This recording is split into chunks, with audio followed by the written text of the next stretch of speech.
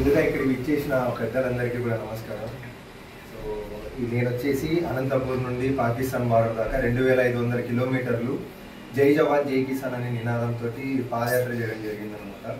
అంటే నేను చేసింది పెద్దగా ఏం లేదని నా అభిప్రాయం, ఎందుకంటే ఇప్పుడే స్టార్ట్ అయింది కాబట్టి. సో నన్ను గుర్తించి మన ఈడియో సంఘం అందరూ కూడా నన్ను ఈ విధంగా ట్రీట్ చేయడం అన్నది నిజంగా చాలా అంటే చాలా హ్యాపీగా ఉంది అనమాట.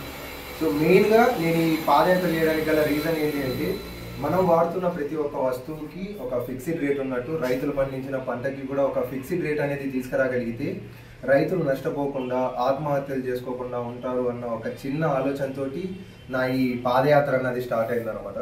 దాంతోపాటు మనం ఈ కరోనా టైంలో కూడా చూసాం, ఫుడ్ దొరక్క చాలా వరకు చాలా అల్లాడిపోయాం.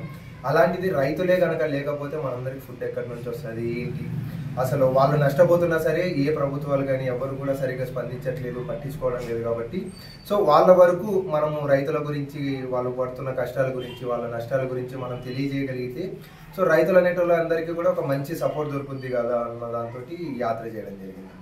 మీది ఏ ఊరు? చదువుకునే వయసులో ఎందుకు ఇంత నిర్ణయం తీసుకోవాల్సి వచ్చింది? అంటే మనది వచ్చేసి అనంతపూర్ అనమాట. అంటే డాడీ వాళ్ళు వచ్చేసి కల్లూరు పామిడి దగ్గర అనంతపూర్లోనే సెటిల్ అయిపోయారు అన్నట్టు. నాకు ఈ ఆలోచన ఏంటి అంటే, మెయిన్గా ఈ కరోనా టైంలో చూడడం వల్లనే తెలిసిందనమాట ఇదంతా కూడా. అంటే ఫుడ్ అనేది లేకపోతే ఎండ్ ఆఫ్ ది డే మనం ఎంత సంపాదించినా సరే తినడానికి ఫుడ్డే కావాలి. ఆ పండించే రైతులకే సపోర్ట్ లేకుండా పోయిందనమాట. దేశానికి వెన్నెముకలు లాంటి జవాన్లకి రైతులకి సపోర్ట్ అన్నది లేదు. ఇవాళ ఒక సినిమా హాల్కి వెళ్ళి ఒక 500 ఖర్చు పెట్టాలంటే అసలు ఒక్క క్షణం కూడా ఆలోచించుకున్నట్లు ఖర్చు పెట్టేస్తాం. అదే రైతులు పండించిన కూరగాయల దగ్గర కావచ్చు, వాళ్ళు పండించిన పంటల విషయానికి వస్తే మాత్రం బేరాలు ఆడతాం. అంటే దానికి దీనికి ఏంటి వ్యత్యాసము అన్న దాని మీద కూడా చాలా అనుమానాలు అనేవి వచ్చాయి అనమాట. ఎందుకు రైతులకి సపోర్ట్ అనేది దొరకట్లేదు, అసలు ఏంటి ప్రాబ్లం అన్న దాని గురించి. సో ఇంకా అక్కడి నుంచి నా ఈ జర్నీ అనేది స్టార్ట్. ఇండియాలో మొత్తం అన్ని రాష్ట్రాలు తిరిగారు కదా, ఎక్కడెక్కడ వ్యవసాయ పరిస్థితులు ఎలా ఉన్నాయి అక్కడ?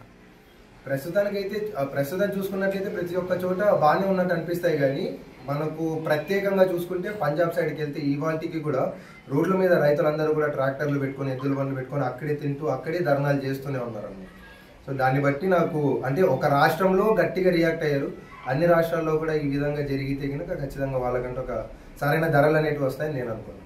మీరు ఇంత దూరం తిరిగారు కదా, ఎవరైనా స్పందించారా? ఏంటి పరిస్థితులు, మీ పరిస్థితులు ఎలా ఉండేవి? ఫస్ట్ నేను సైకిల్ యాత్ర స్టార్ట్ చేసినప్పుడు 2024 జూన్ 15th స్టార్ట్ చేశాను అనమాట. అప్పుడు పాండిచేరి సీఎం మీట్ అయ్యారు అనమాట. సో వాళ్ళు మీట్ అవ్వడం వల్ల నేను ఇలా దీని గురించి చేస్తున్నాము అంటే వాళ్ళు కూడా రియాక్ట్ అయ్యి, అక్కడ పాండిచేరి సైడ్ కూడా ఫార్మర్స్ ఎవరైనా ఉన్నా సరే వాళ్ళకి వాళ్ళ సైడ్ నుంచి సపోర్ట్ దొరికింది అనమాట.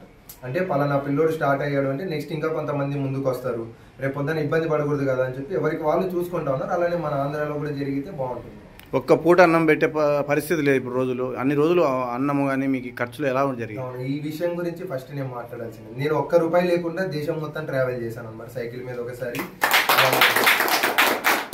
పాదయాత్ర కూడా ఒకసారి. ఈ ₹1 లేకుండా ట్రావెల్ చేయడం అన్న కాన్సెప్ట్ ఏంటంటే, రోడ్ సైడ్ బెగ్గర్స్ని వాళ్ళని వీళ్ళని చూస్తూ ఉంటాం. వాళ్ళకి ఎవరైనా హెల్ప్ చేస్తేనే ఫుడ్ అనేది దొరుకుతుంది. వాళ్ళ ప్లేస్లో నన్ను నేను ఊహించుకున్నాను అనమాట. అరే మన దగ్గరే డబ్బులు లేకపోతే ఆకలి బాధ ఏ విధంగా ఉంటుందో తెలుస్తుంది, అప్పుడే కదా పండించే వాడి వాల్యూ తెలుస్తుంది మనకి అన్నట్టు. ₹1 లేకుండా ట్రావెల్ చేద్దాము అన్న దాంతో వచ్చిన. సో నాకు కూడా ఇప్పుడు తెలిసిందనమాట, ఒక పూట అన్నం దొరకకపోతే ఆ బాధ ఎలా ఉంటుంది. ఆ బాధ ఇకపై ఎవరికి రాకుండా ఉండాలి అంటే రైతులకు మనం సపోర్ట్ చేసుకోవాలి. వాట్ నెక్స్ట్ నీ లక్ష్యం ఏంటి? అంటే ఇప్పుడే కదా రావడం, సో త్వరలోనే మళ్ళీ నెక్స్ట్ అనౌన్స్మెంట్ చేస్తాను. Thank you.